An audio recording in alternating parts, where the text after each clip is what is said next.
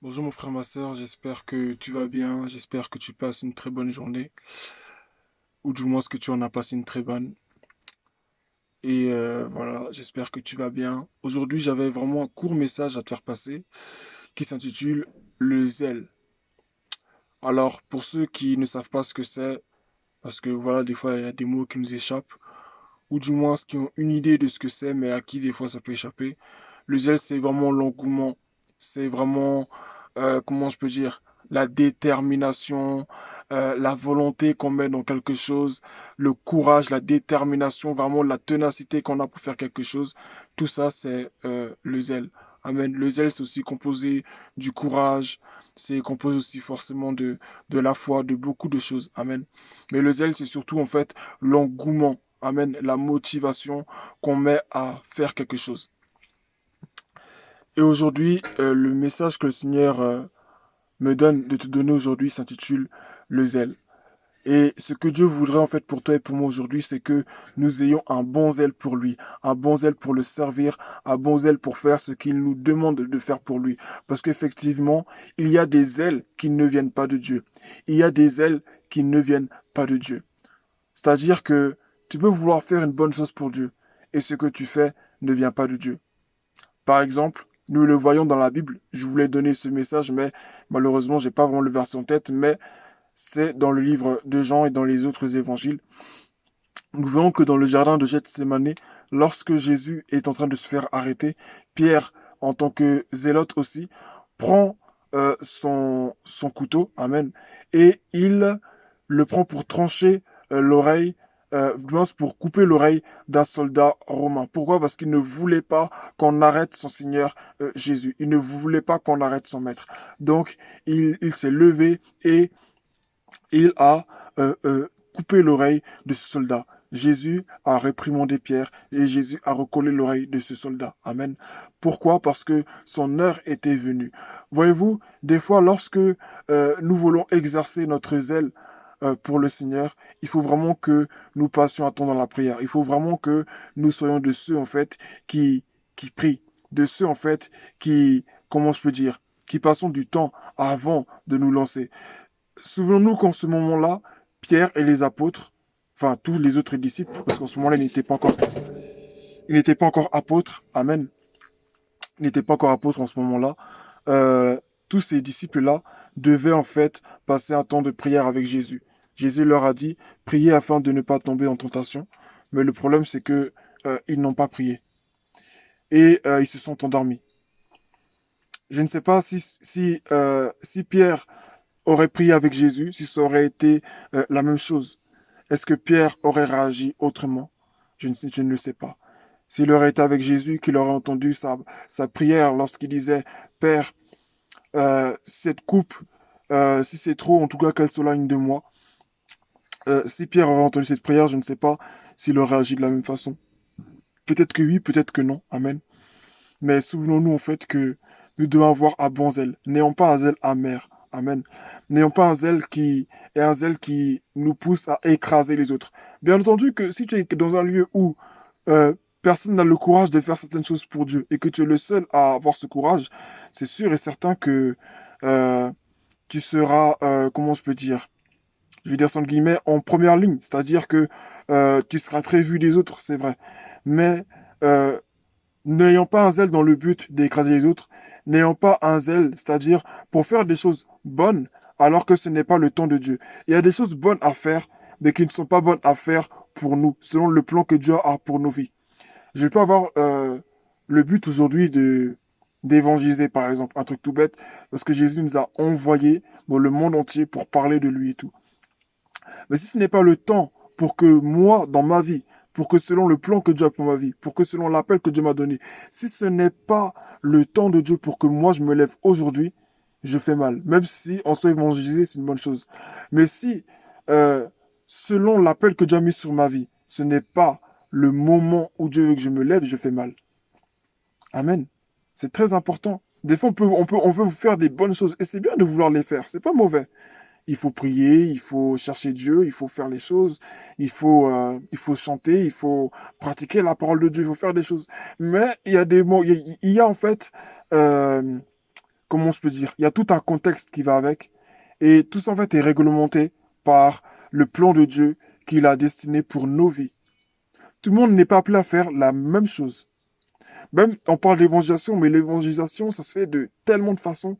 On n'est pas tous appelés à le faire de la même façon. Par exemple, il y en a qui sont juste appelés à le faire, c'est-à-dire sur les réseaux sociaux. Dieu les appelle principalement sur les réseaux sociaux. D'autres, Dieu les appelle à évangéliser plus par leur témoignage, c'est-à-dire Dieu va les mettre exprès dans des situations où, voilà, bon, ça, dans cette situation, c'est tous les chrétiens, hein. Mais il y a des personnes, même moi, quand j'entends les témoignages, il y a des personnes vraiment, c'est vraiment leur mission.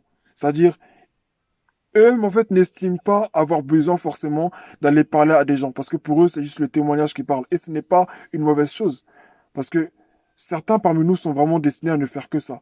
D'autres sont destinés vraiment à, c'est vrai, enfin, d'autres sont destinés, pardon, à avoir, oui, un bon témoignage, comme nous tous, mais c'est-à-dire, en plus de cela, ils doivent aller dehors prêcher aux autres, aller dehors témoigner aux autres, aller dehors vraiment prêcher à des foules. Et il y en a aussi qui ne sont pas appelés à prêcher à des foules. Il y en a que Dieu va juste leur dire, aujourd'hui tu parles à une personne, demain tu parles à une autre personne. Et c'est comme ça que Dieu leur demande de faire. Chacun a son appel.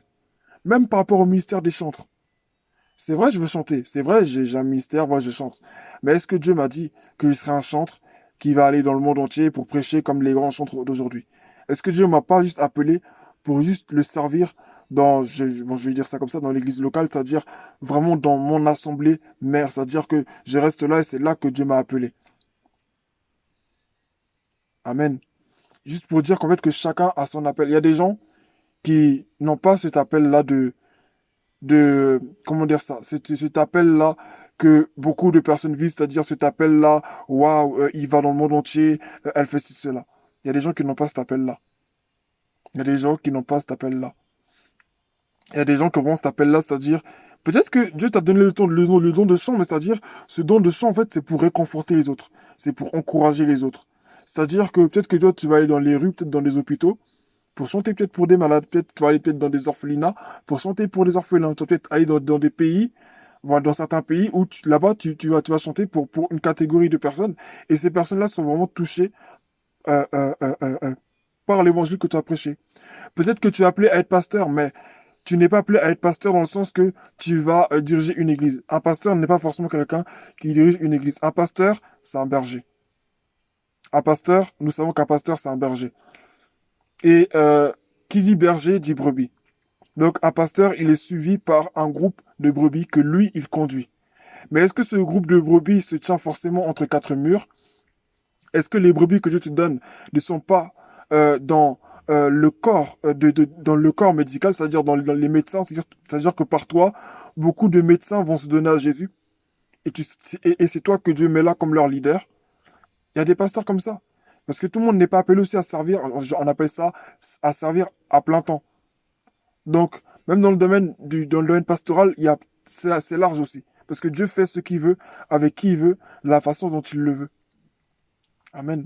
Donc, j'encourage vraiment chacun de nous à vraiment se lever et à faire ce que Dieu lui demande de faire, mais avec un bon zèle. Quand je parle de bon zèle et de mauvais zèle, c'est-à-dire que il y a le zèle qui vient de Dieu, c'est-à-dire que voilà, Dieu t'a dit de faire quelque chose, tu te lèves, tu as la motivation, tu le fais. Tu sais que c'est lui qui t'a dit de le faire, tu le fais, tu es motivé.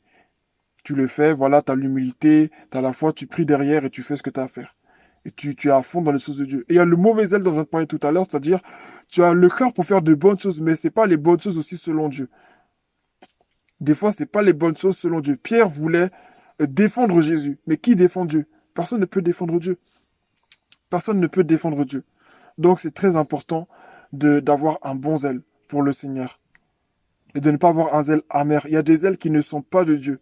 Si tu as l'Esprit de Dieu, vraiment en toi, tu auras une relation avec le Seigneur, tu verras qu'autour de toi, il y a des personnes qui manifestent un certain zèle, mais ce zèle-là n'est pas un zèle qui vient de Dieu. Ce n'est pas un zèle qui vient du Saint-Esprit.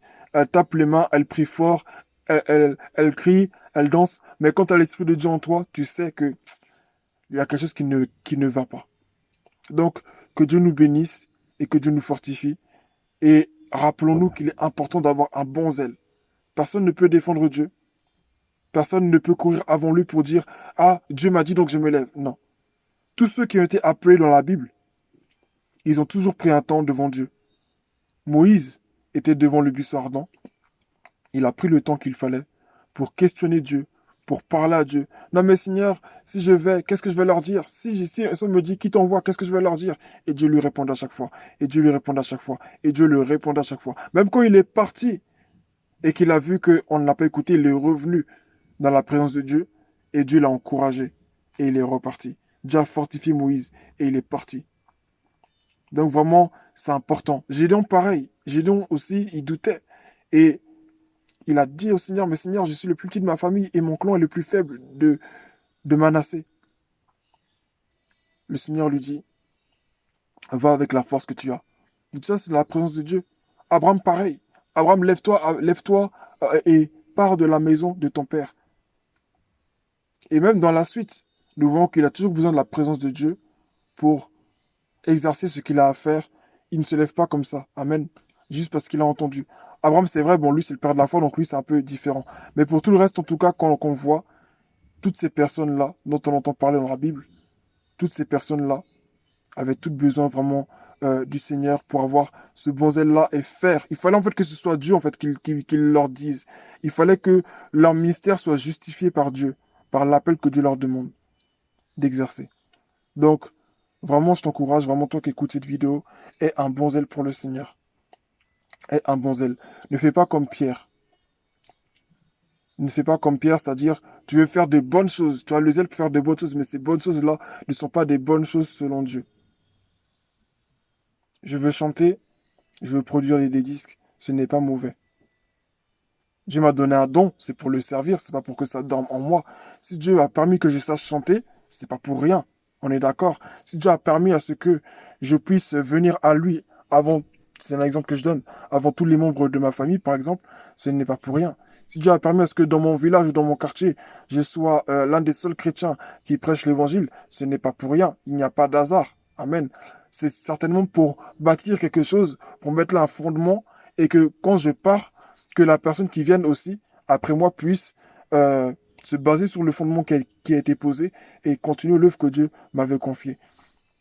Donc, je t'encourage pour cela vraiment à vraiment faire ce que Dieu te demande de faire. Si tu es convaincu que maintenant c'est le temps et que tu dois te lever, n'hésite pas aussi, fais-le. Mais tout ça doit être précédé par une vie de prière, parce que Dieu t'a dit de le faire. L'exemple de Pierre que j'ai donné, c'est vrai, il est un peu différent par rapport à tout ce que j'ai dit, parce que Pierre a vraiment voulu aider Dieu. Il a vraiment voulu défendre Jésus, et ce n'est pas comme ça qu'on s'y prend dans l'œuvre de Dieu. Donc j'encourage chacun de nous. Dieu t'a dit que les âmes vont venir, ne va pas les chercher. Laisse Dieu emmener les âmes en son temps. Dieu t'a dit que ta famille va se convertir à lui. Ne sois pas là en train de faire des reproches à tout le monde. Non, vous n'êtes pas saint, vous n'êtes pas pur. Non, laisse Dieu faire les choses en son temps. Tu as entendu peut-être que des gens parlaient mal de toi. Des gens ont dit des choses sur toi. Ne sois pas de ceux qui se mettent sur les réseaux sociaux pour se défendre. Non, tu ne peux pas te défendre. Laisse Dieu défendre ta cause. Laisse Dieu défendre ta cause. Parce que lorsque ces gens se sont pris à toi, en fait, ce n'est pas à toi en tant que personne à qui ils s'en sont pris. Ils s'en sont pris à Dieu directement. Parce que tu es son enfant. Donc je t'encourage vraiment, en fait, à avoir le vrai zèle, le bon zèle qui vient de Dieu. 2 Timothée, chapitre, si je ne me trompe pas, aussi dans 1 ou dans 2 Timothée, chapitre 4, verset 7, où Paul dit, j'ai combattu le bon combat, j'ai achevé la course et j'ai gardé la foi. Pour que il achève la course et qu'il garde la foi, il a eu pour source le bon combat, le véritable combat, le combat légitime, celui qui vient de Dieu. Ça veut dire qu'il y a des combats qui ne viennent pas de Dieu. Il y a des faux combats en fait. Il y a des combats qui ne sont pas légitimes. Il y a des combats qui, voilà, qui sont, c'est des choses, c'est vrai, c'est des problèmes, mais c'est des distractions en fait. Et c'est important en fait de comprendre qu'il y a des distractions dans nos vies. Ce sont des choses sur lesquelles on ne doit pas s'attarder. Sinon, nous allons tomber dans des faux combats. Et là, en ce moment-là, nous manifestons, c'est vrai, une zèle, une rage pour le Seigneur, mais en réalité, nous ne sommes même pas là où nous sommes censés être. Nous sommes hors contexte, nous sommes hors sujet, nous sommes hors champ, nous ne sommes même pas sur la piste de course, nous ne sommes pas là où nous devons être. Nous courons dans le sens contraire. Donc c'est très important de combattre le bon combat, que Dieu soit béni pour m'avoir rappelé ce verset. Combat le bon combat de la foi. Combat le bon combat de la foi. Parce qu'il y a un mauvais combat. Donc un faux combat, un combat illégitime, un combat dans lequel Dieu ne t'accompagnera jamais, un combat dans lequel Dieu ne se retrouve pas. Et si tu ne pries pas, si tu ne cherches pas Dieu, si nous ne cherchons pas Dieu, parce que ça s'applique à moi aussi, si nous ne cherchons pas Dieu, ça sera compliqué. Donc vraiment, j'encourage chacun de nous vraiment à prendre le temps de chercher le Seigneur. Prenons le temps de questionner Dieu. C'est vrai, Dieu t'a révélé ton ministère. Dieu t'a révélé des choses. Mais prends le temps de prier. Prends le temps de t'approcher de Dieu. Prends le temps de savoir ce qu'il te demande. Lorsque tu ressens ton cœur le besoin de prier, ne te dis pas, oh, mais c'est pas le moment. Non, mais il y a un tel. Non, mais il y a un tel qui va venir. Non, mais non. Prends les 5 minutes que tu peux prendre. Prends les 10 petites minutes que tu peux prendre. Et tu verras que ces moments que tu vas prendre devant la face de Dieu, ils ne seront pas en vain. Parce qu'ils vont te préparer. Dieu va te parler. Dieu va te prévenir des choses que tu vas vivre. Dieu va te prévenir des choses qui vont se passer dans ta vie pour ne pas que tu sois surpris. Tu n'es pas censé être surpris de ce qui t'arrive. Tu n'es pas censé être surpris, en tout cas, de tout ce qui t'arrive. Parce qu'on ne peut pas tout savoir et Dieu ne révèle pas tout. Voilà.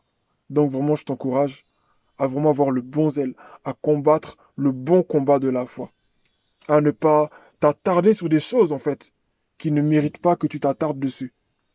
Il y a des combats aussi que le diable envoie. C'est-à-dire que c'est de la distraction, des faux rêves. Tu penses que c'est Dieu qui t'a révélé que telle personne est comme ça ou telle personne est comme ça, alors que c'est faux. On ne prend même pas le temps des fois de discerner nos rêves, de discerner les songes que l'on fait. Et on se lève, on dit Dieu m'a révélé, alors que c'est pas vrai. Tout ça pourquoi? Parce que le rêve était tellement clair, parce que le rêve était tellement fort. C'est pas forcément vrai. Ça ne vient pas forcément de Dieu. Il y a des rêves aussi qui viennent de notre propre cœur, qui viennent de notre chair, qui viennent de nous-mêmes, de nous en fait, parce qu'on a entendu des choses à la veille, parce qu'on a tellement discuté. Et comme on ne prend pas le temps de prier, vraiment pour les choses, on se lève et on prend des décisions. Et c'est de là encore que va découler les faux combats, le mauvais zèle et toutes ces choses-là. Dieu t'a-t-il dit que cet homme était ton mari? Dieu t'a-t-il dit que cette femme était vraiment la femme avec laquelle tu devais te mettre? Est-ce que Dieu t'a vraiment dit que ce pasteur ou ce prophète ou tel gens, tu devais vraiment collaborer avec tel? Prenons le temps de prier avant de nous lever dans des décisions. Même si tu dois refuser 10 personnes, refuse les 10 personnes, parce que la 11e personne sera peut-être la bonne. Mais si tu dois refuser 1000 personnes, refuse les 1000 personnes, parce que Dieu t'a dit de ne pas te mettre avec eux. Les gens diront peut-être que tu es orgueilleux ou orgueilleuse, mais refuse de te mettre avec ces personnes-là, parce que peut-être que la 1001e personne sera peut-être la bonne qui vient de Dieu. Tu vois? Donc c'est important. Choisissons vraiment d'obéir à Dieu. Ne cherchons pas à plaire aux hommes. Sinon, nous allons tomber dans des combats, non seulement trop hauts pour nous, mais en plus des faux combats. Après, c'est nous quand on fait encore des prières de délivrance. Seigneur, tu vois ma souffrance. Seigneur, tu vois. Seigneur, tu vois. Et après, on va dire non.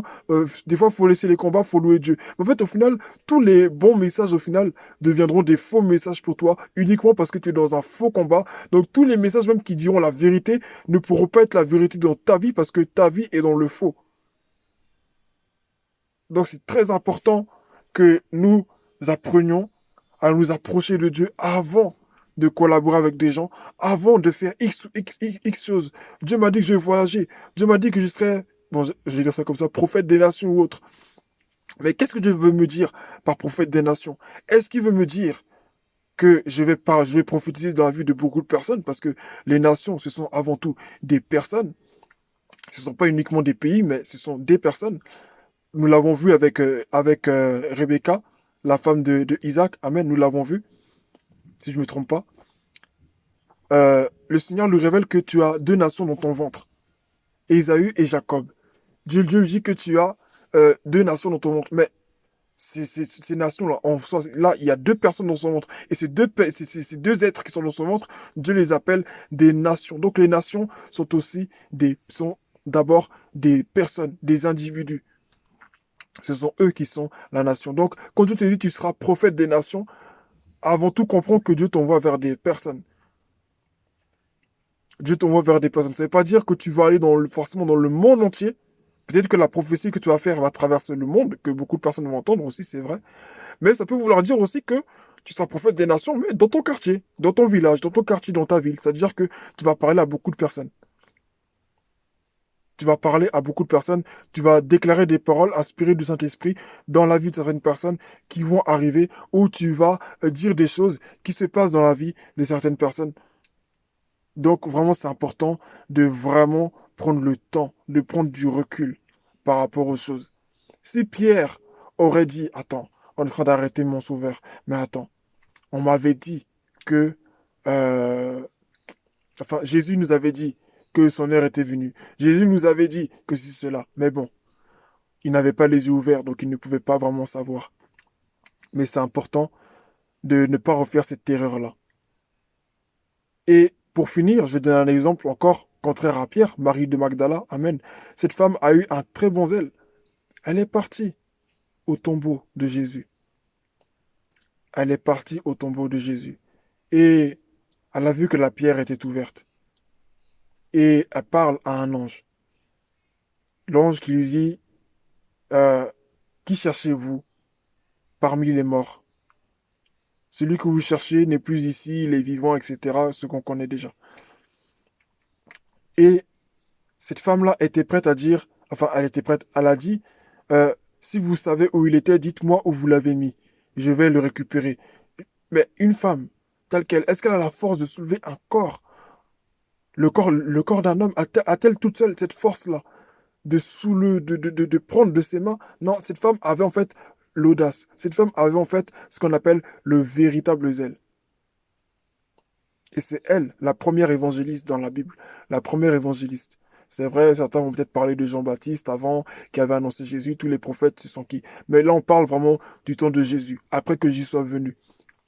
Après que Jésus soit venu, après que la prophétie qui a été annoncée depuis des lustres et des lustres a été accomplie par la venue de Jésus, la première qui a annoncé la résurrection de Jésus, la première qui est partie, la première personne qui est partie confirmer que celui qui est mort, il est vivant, il est ressuscité, c'est Marie de Magdala. C'est la première qui a exercé ce ministère d'évangéliste. On dira, mais non, mais on ne l'a pas vu encore à travers la Bible parce que elle n'était pas évangéliste, parce que on la voit pas dans un ministère autre. Le ministère, c'est quoi? Le ministère, c'est le service. Le ministère n'est pas relié au temps. Je peux exercer un ministère en un seul jour. C'est pas parce que j'ai prêché un seul jour que je n'étais pas dans le ministère.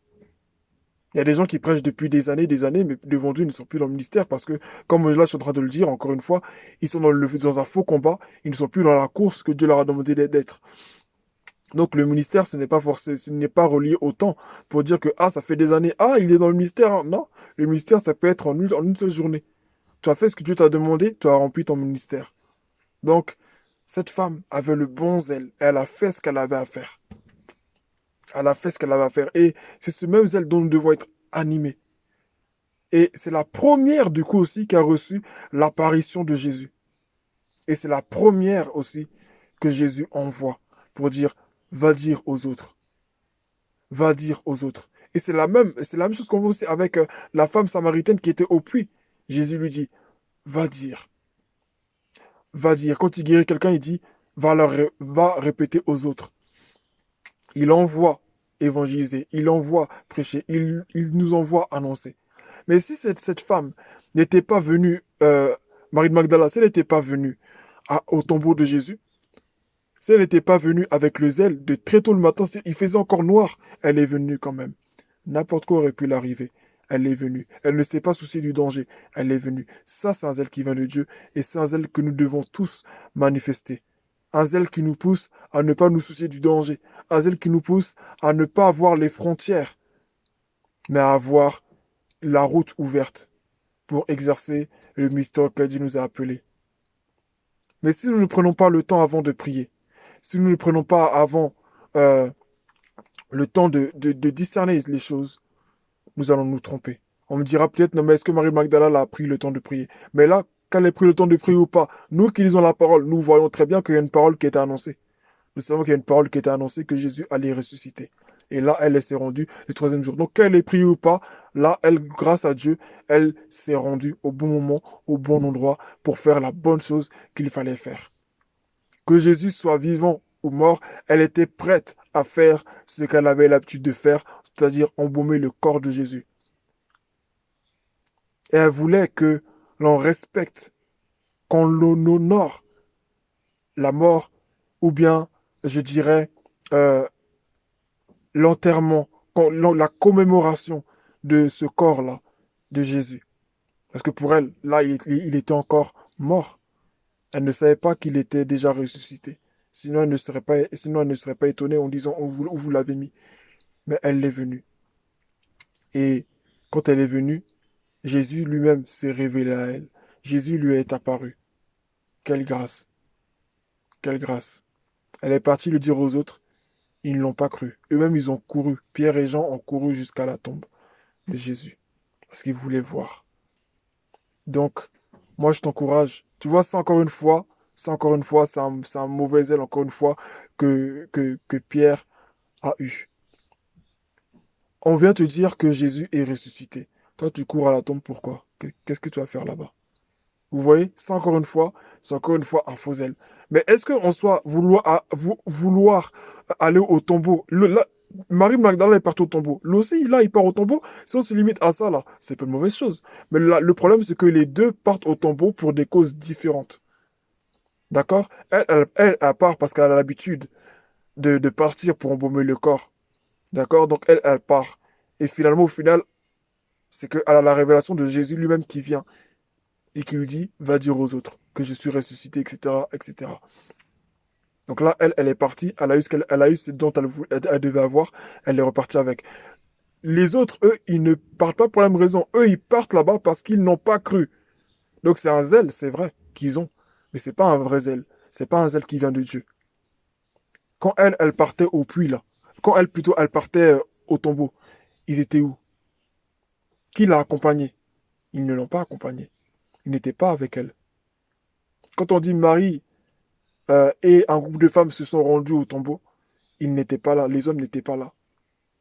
Donc, le zèle, mettons, après, elle a eu la révélation, elle vient et elle vous dit qu'il est ressuscité. Vous ne croyez pas. Donc, vous courez pour aller voir de vos yeux. Alors que vous savez très bien que Jésus vous avait déjà révélé avant. Vous vous avez déjà dit avant qu'il allait revenir, qu'il allait ressusciter, pardon. Et là, encore une fois, vous manifestez un mauvais zèle. Vous voyez, c'est ce zèle-là qu'on ne doit pas avoir en tant qu'enfant de Dieu. Dieu t'a dit quelque chose. Si tu n'es pas sûr, ben prie. C'est-à-dire, demande au Seigneur, vraiment, Seigneur, j'ai besoin vraiment d'avoir la foi parce que tu te sens bancal par rapport à ta foi. Il faut te laisser rassurer par la parole de Dieu. Il faut te laisser convaincre par la parole de Dieu et avancer et courir. Maintenant. Mais n'ayons pas non plus un zèle qui nous pousse à prier avec incrédulité. Quand Dieu nous a déjà tout dit, Dieu nous a déjà parlé, Dieu nous a déjà montré les choses, on va encore prier. À un moment donné, la prière même, ça devient même inutile, futile. Pourquoi? Parce que Dieu t'a déjà tout dit. Pourquoi tu vas encore prier? Donc ça, encore une fois, c'est un mauvais zèle. On va s'arrêter là à chasser les démons, alors que ce n'est pas quelque chose de central dans la vie chrétienne. Oui, il y a des combats, mais ce n'est pas quelque chose de central dans la vie chrétienne. Ça aussi, c'est un mauvais zèle. Et je vais finir par là. Désolé, c'est la deuxième fois que je dis ça. Il y a parmi nous des chrétiens qui se concentrent sur les combats spirituels. Jésus ne nous appelle pas à nous concentrer toujours sur les combats spirituels. Oui, c'est vrai, il y a des moments de combat dans la vie chrétienne. Mais passer des, comment ça s'appelle? Des jours et des jours à ne faire que ça, ou bien ou à en faire, je sais pas, quelque chose de central. Non. Dieu doit être au centre de nos vies et c'est un bon zèle que nous devons avoir. Marie de Magdala avait un but, c'est d'aller au tombeau de Jésus et de commémorer, de, comment ça s'appelle, de se recueillir, d'aller embaumer le corps de Jésus. Et en allant, elle a eu cette révélation, elle a eu cette apparition de Jésus, elle a vu celui qui est ressuscité, qui l'envoie aller dire.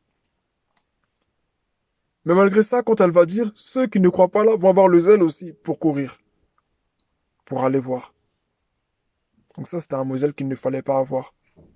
Donc, désolé, j'ai été un peu long, mais je t'encourage vraiment à avoir le zèle véritable qui vient de Dieu. Parce qu'il y a des zèles qui ne viennent pas de Dieu du tout. Combat le bon combat de la foi. Va jusqu'au bout de ta course avec Dieu et surtout, garde la foi. Ça, c'est quelque chose qu'on ne doit pas t'enlever. Tu peux tout perdre dans ta vie. Tu peux perdre femme, enfant, tout ça, tout ça. C'est plus facile à dire qu'à vivre. Mais garde la foi. C'est dur, c'est difficile, mais comme Job, garde la foi. Tu ne sais pas ce qui t'attend au bout. Garde la foi. C'est vrai, des fois, ce genre de message, même ça énerve parce que tu te dis, mais j'ai tout perdu, qu'est-ce que je vais faire encore? Non, garde la foi et aie du bon zèle. Tu vois, peut-être dans ta vie actuellement, tu es dans des combats, ça finit pas depuis.